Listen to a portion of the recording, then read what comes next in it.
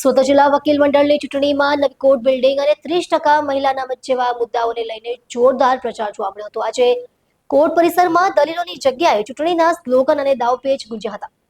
વકીલ મંડળની આગેવાની હેઠળ કુલ 46 ઉમેદવારો મેદાને છે, જેમાં 6 હોદ્દેદારો અને 11 કારોબારી સભ્યો મળી કુલ 17 પદો માટે મતદાન થયું। વહેલી સવારથી શરૂ થયેલા મતદાન દરમિયાન ઉમેદવારો પેમ્પલેટ સાથે વકીલ મતદારોને રીઝવતા નજરે પડ્યા।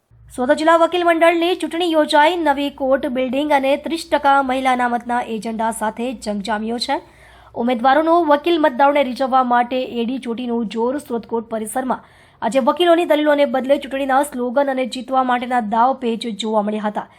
સુરત જિલ્લા વકીલ મંડળની આગેવાની મેળવવા માટે મેદાને ઉતરેલા 46 ઉમેદવારો પૈકી 6 હોદ્દેદારો અને 11 કારોબારી મળીને કુલ 17 વકીલોના મંડળનું ભાવિ નક્કી કરવા માટે વહેલી સવારથી મતદાન શરૂ થયું હતું। કોર્ટના પરિસરમાં ઉમેદવારો હાથમાં પેમ્પલેટ લઈને વકીલ મતદારોને રીઝવવા માટે એડી ચોટીનું જોર લગાવતા નજરે પડ્યા હતા।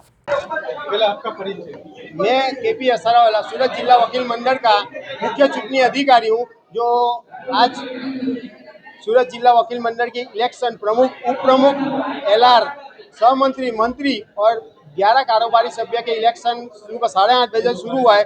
4:30 बजे तक ये इलेक्शन की प्रक्रिया शुरू होगी और 5 बजे से मतदान की गणतरी की प्रक्रिया शुरू होने वाली है। वो 10, 10:30, 11 बजे तक में ख़त्म करने की हमारी धारणा है।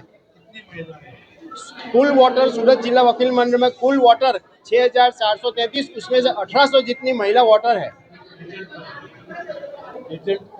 रिजल्ट करीबन 5 बजे के बाद मतदान प्रक्रिया शुरू होने के बाद 10:30, 11 बजे तक रिजल्ट डिक्लेयर कर देंगे।